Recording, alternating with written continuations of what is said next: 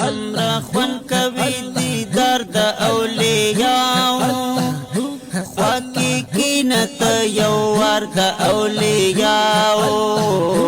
عاشقان ورلا دا درومی دا هر زینا سمختر وی پا دربار دا اولیاء دا اللہ رسول پا ذکر کے لگیاوی بس هم تغوی روزگار دا اولیاء بادشاہان و ملنگان تے دعا اخلی ولی تکوی انکار دا اولیاء